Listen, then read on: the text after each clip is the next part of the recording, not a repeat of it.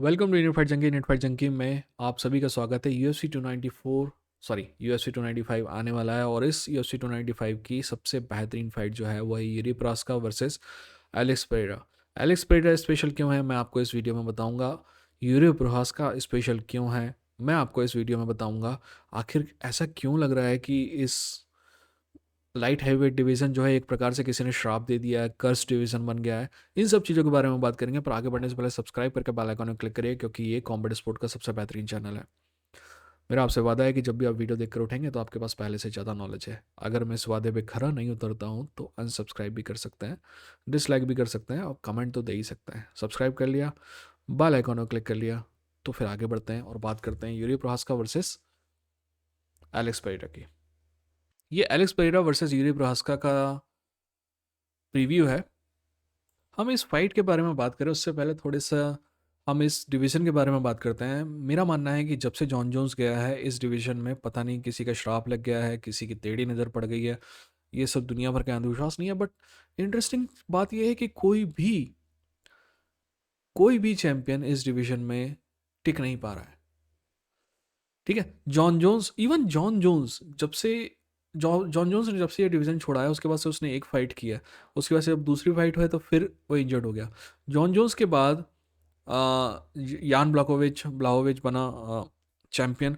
ठीक है, उसने एक डिफेंस किया बट डिफेंस मिडिल वेट जो है आपका इसराइल अदेसानिया के खिलाफ किया। बात यहीं ख़त्म नहीं होती है। उसके बाद यान ब्लाहोविच एक इंटरेस्टिंग फाइट में ग्लोवर तशेरा से हारा, बट ग्लोवर तशेरा की जब दोबारा फाइट हो रही थी तो दोबारा जो मतलब फाइट थी अगली फाइट वो यूरी प्रहास्का से हुई। यूरी प्रहास्का से ग्लोवर तशेरा आखिरी के 40 सेकंड में हार गया। अब हम उम्मीद कर रहे थे कि यूरी प्रहास्का जो है, क्योंकि वो ग्लोवर तशेरा से कम उम्र का है तो शायद लंबे समय तक इस डिवीजन में राज करेगा, बट यूरी प्रहास्का को चोट लग गई। यहाँ पे इंटरेस्टिंग बात यह है कि यूरी प्रहास्का ने टाइटल वेकेट किया।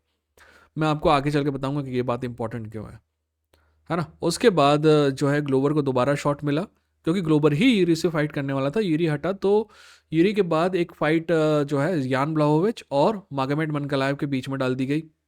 नहीं, इनके बाद नहीं नहीं नहीं नहीं, थोड़ा पीछे जाएंगे तो जमाल हिल को रिप्लेस किया गया यूरी से और जमाल हिल वर्सेस ग्लोवर तशेरा हुई। तो जमाल हिल ने एक्चुअल में मेरी उम्मीद के विरुद्ध जाके डोमिनेंट परफॉर्मेंस दिया और ग्लोवर तशेरा को हराया। ग्लोवर तशेरा को हराने के बाद हमें लग रहा था कि जमाल हिल लंबे समय तक चलेगा, बट जमाल हिल उन खिलाड़ियों में से है जो हद से ज़्यादा टैलेंटेड है बट बेसिक अंडरस्टैंडिंग नहीं है। जैसे आपके पास पैसा है तो बड़ी बड़ी कारें खरीद लेने का है और दुनिया भर के एडवेंचर स्पोर्ट करने का है, राइट। आप जब राइट, एक एथलीट की रिस्पॉन्सिबिलिटी होती है, एक मतलब शर्म की बात ही कहेंगे आप कि एक एमएमए का एथलीट बॉक्सिंग के ग्राउंड सॉरी बास्केटबॉल के ग्राउंड में इंजर्ड हो गया। एनीवेज, तो जमाल हिल इंजर्ड हो गया। उसके बाद मागामेड अनकलाएव और जान ब्लाहोविच के बीच में फाइट की गई जिसमें मेरा मानना था कि मागामेड अनकलाएव जीता था, बट उसने शो किया कि उसके पास चैंपियनशिप माइंडसेट नहीं है। स्किल बिल्कुल है, आज भी मागामेड अनकलाएव के पास स्किल है, बट फाइट आई कि बहुत ही कमज़ोर दिखाई दिया मुझे मागामेड अनकलाएव का। खैर, बात आगे बढ़ी। मागामेड अनकलाएव और ब्लाहोविच वाली फाइट जो है वो हो गई आपकी क्या कहते हैं उसको, ड्रॉ। सॉरी, पीछे से आवाज़ आ रही है इसलिए मेरा ध्यान थोड़ा भटक रहा है। मागामेड अनकलाएव वाली फाइट जो है वो ड्रॉ हो गई। उसके बाद ये फाइट सेट की गई। ठीक, तो यहाँ तक हम कहानी में आए तो अजीब सा नहीं लग रहा है कि जब कभी हमें लगता है कि ये वाला चैंपियन बने हैं, अच्छा चलो यार ये जवान है, इसमें स्किल भी है, लंबे समय तक चलेगा, बट जॉन जोन्स के बाद टू बी ऑनेस्ट इवन पिछले 10 साल से जॉन जोन्स के अलावा सिर्फ डीसी है जो इस डिवीजन में राज किया है। बाकी कोई भी ऐसा फाइटर नहीं है जो एक दो फाइट से ज़्यादा आगे चल पाया है, राइट। जैसे कि ग्लोवर तशेरा रिटायर हो चुका है, ही was my one of my favourite fighter if not the best fighter in my opinion of this division. I know आप लोगों को लगेगा कि आई डोंट अग्री, बट मेरे लिए फाइटर सिर्फ स्किल नहीं है, मेरे लिए फाइटर उनकी कहानी भी है, मेरे लिए फाइटर उनके आउटसाइड द एनवायरनमेंट उनकी एक्टिविटीज़ भी हैं और ओवरऑल उनका कैरेक्टर भी है। तो according to me he was my favourite. Anyways, आगे बढ़ते हैं। अगर यूरी प्रोहास्का इस फाइट को जीतेगा या एलेक्स जीतेगा तो उससे नेक्स्ट फाइट किसकी है? मुझे लगता है कि अनकलाएव जो है ना धीरे धीरे इस पूरी रेस में पिछड़ते जा रहा है। वैसे पिछली फाइट में मैंने एक गलती की थी, मैंने ये कहा था कि डॉक्टर ने चूतियापा किया, ये किया वो किया, बट बाद में ये है कि मैं अपनी गलती स्वीकार करता हूँ कि डॉक्टर ने गलती की, इस बात पे कोई शक नहीं है। बट वो डिस्क्वालीफाइड होना था और अनकलायब को हार और जॉनी वॉकर को विन मिलनी चाहिए थी। It was a pure disqualification. तो अनकलायब जो है ना, धीरे धीरे धीरे धीरे इस पूरी पिक्चर में नीचे आते जा रहा है। अब एक एक करके इन दोनों फाइटर्स के बारे में बात कर लेते हैं। जहाँ सब कुछ क्लियर हो गया अभी तक, कहाँ से आया है डिवीजन, नेक्स्ट फाइट किसकी होनी चाहिए मोस्ट प्रोबेबली। अब बात कर लेते हैं इस पर्टिकुलर डिवीजन की, ओ सॉरी इस पर्टिकुलर फाइट की। और इस फाइट में दो लोग हैं, पहला है एलेक्स पेरेरा और दूसरा है यूरी प्रोस्का। यूरी प्रोस्का के बारे में मैं 2 मिनट में बात करता हूँ, पहले एलेक्स पेरेरा के बारे में बात कर लेते हैं। एलेक्स पेरेरा की बात करने के लिए हमें एक्चुअली, एलेक्स पेरेरा वैसे तो आप सभी जानते हैं कि एमएमए में ठीक ठाक समय से हो गया है, पहले काफ़ी लंबा समय उसने लिया बाहर। पर एलेक्स पेरेरा के लिए जो हमारा रेफरेंस पॉइंट है ना, वो है इजराइल अदेसानिया। इजराइल अदेसानिया का बहुत बड़ा फैन बेस है, इंडिया में भी है और बाहर भी है। पर मैंने आपसे हमेशा वादा किया है कि मैं कोशिश करूंगा कि मैं आपको खुश रखने की कोशिश नहीं करूंगा, राइट। मैं आपको सच बताने की कोशिश करूंगा, जो मेरा सही ओपिनियन है वो बताने की कोशिश करूंगा। इस बात पे पूरा यकीन आप रखिए कि हो सकता है कि आप शुरू में मुझसे नाराज़ हों, बट एंड में आप रियलाइज़ करेंगे कि मैं सही था। तो इजराइल अदेसानिया ने लास्ट फाइट में नॉकआउट किया था, मतलब इन दोनों की जो लास्ट फाइट हुई थी उसमें नॉकआउट किया था एलेक्स पेरेरा को। बिल्कुल एक नंबर नॉकआउट था, बिल्कुल फोटो फिन, मतलब एक्सट्रीमली फोटोजेनिक था। और उसके बाद वो बोलने लगा वन एंड डन, जबकि उसको 3 बार हरा चुका है एलेक्स पेरेरा। एक बार नहीं, 2 बार नहीं, 3 बार। इवन एमएमए की बात करें तो भी एक बार, एक एक है दोनों के बीच में। एनीवेज, मैं आपको ये साबित करके दिखाऊंगा अगले 2 मिनट में, सिर्फ 2 मिनट लगेंगे, कि एलेक्स पेरेरा न सिर्फ इजराइल अदेसानिया से बेहतर है, बल्कि इजराइल अदेसानिया को हराने वाले फाइटरों से भी बेहतर है। ठीक है ना? ये बात बहुत ज़रूरी है क्योंकि ये डिबेट बहुत दिनों से चल रही है और मेरा दिमाग जो है ना भेजा गांडू करते रहती है डिबेट। तो मैं आपको एक बार आज पूरी चीज़ें जो हैं एग्जैक्टली समझा देता हूँ कि आखिर क्यों Alex Pereira is much much better than Israel Adesanya. Not better than Israel Adesanya, much better than Israel Adesanya, क्योंकि एलेक्स पेरेरा जो है उम्र उसकी काफ़ी बढ़ रही है। तो आप देख सकते हैं कि आगे चल के वो इजराइल अदेसानिया से शायद आने के चांसेस हैं। पर इसका मतलब ये नहीं है कि आपके पास्ट के जो अचीवमेंट हैं उनको हम भूल जाएं। तो कौन बेहतर फाइटर है मैं आपको साबित करके दिखाता हूँ। ठीक है? पहली बात तो हेड टू हेड आपको पता है कि 3-2-1 है। चलिए उसको छोड़ दीजिए।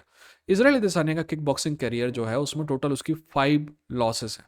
5 में से 2 लॉसेस एलेक्स पेरेरा के हैं।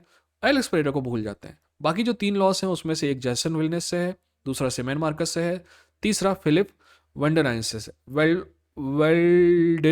वर्ल्डिन से है। ठीक है ना?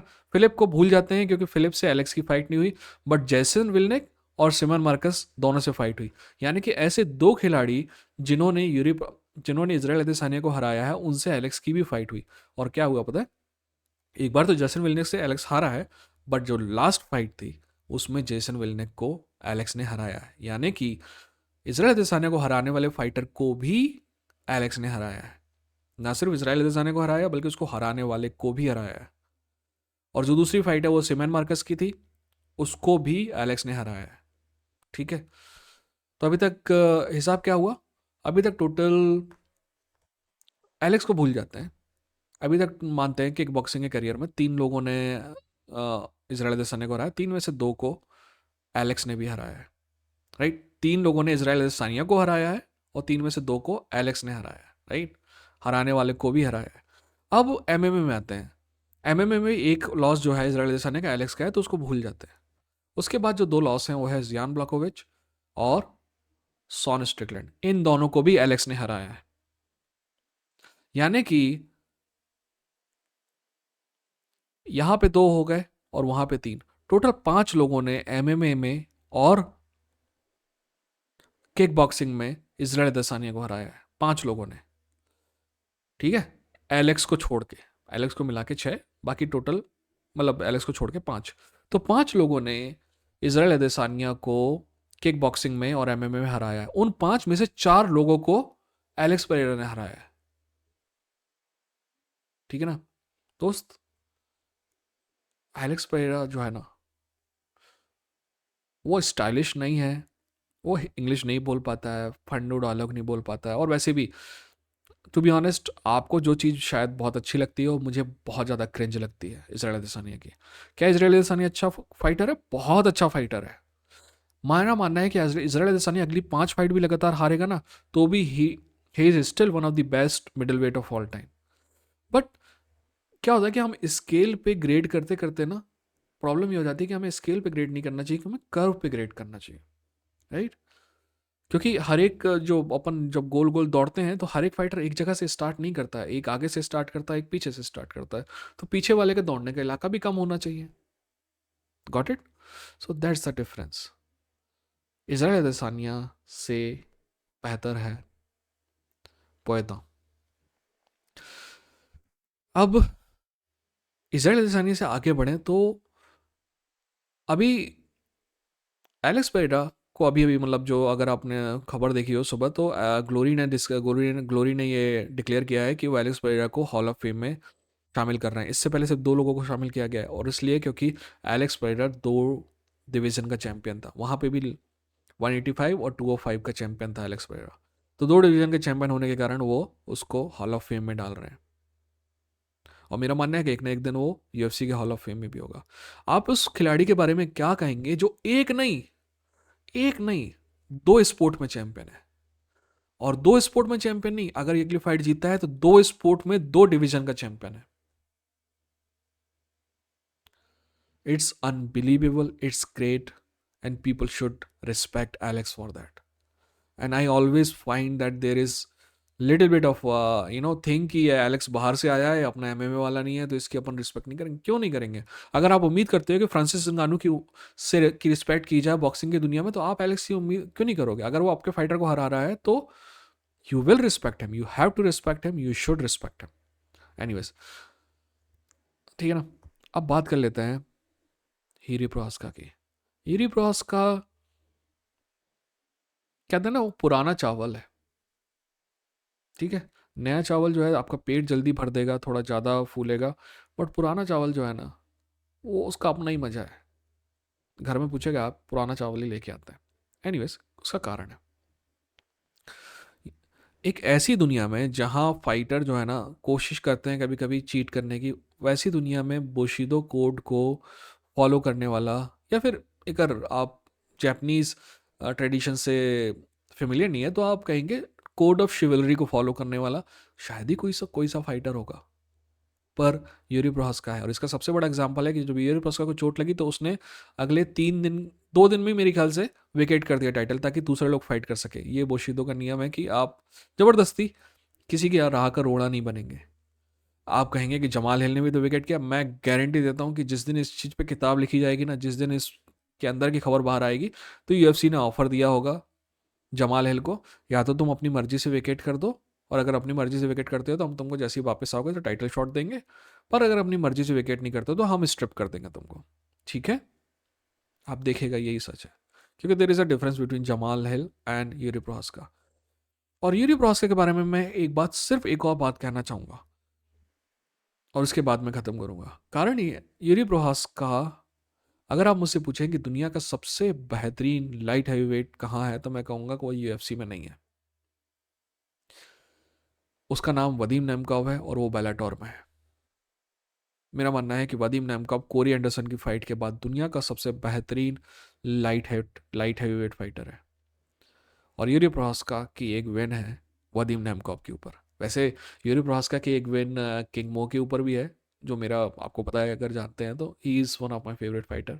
He doesn't fight any more, बहुत अच्छा कोच है आजकल। बट एक मतलब 1-1 है, एक बार किंग मो ने यूरी प्रोहास्का को हराया, दूसरी बार यूरी प्रोहास्का ने किंग मो को हराया। बट इंटरेस्टिंग बात यह है कि जिसको मैं मानता हूँ कि दुनिया का सबसे बेहतरीन लाइट हैवीवेट फाइटर है, उसको भी यूरी प्रोहास्का ने हराया है।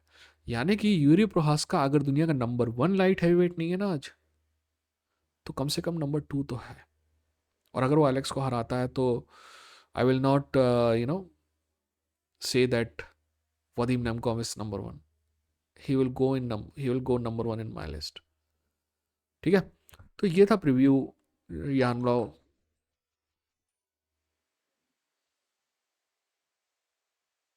सॉरी, या आई एम सो सॉरी। ये था preview Yuri Prochazka versus Alex Pereira का। हम फाइट के एक आध 2 दिन पहले एनालिसिस करेंगे, ठीक है ना? फिर देखेंगे। तो जब तक फाइट का टाइम आप नोट कर लीजिए, सुबह 8:30 बजे से चालू होने वाली है। प्रीलिम्स अगर आपको देखना है तो आप सुबह 5:30 बजे उठ सकते हैं। फाइट का टाइम वैसे 8:30 बजे से है, तो अपन आराम से उठ के देख सकते हैं, ठीक है? ये थे इंडियन फाइट जंग की। अपना ख्याल रखिए, अपनों का ख्याल रखिए। अरे यार, मैं गड़बड़ कर दिया क्या? अपना ख्याल रखिए, अपनों का ख्याल रखिए। ये थे इंडियन फाइट जंग की, लड़ेंगे जीतेंगे, ठीक है।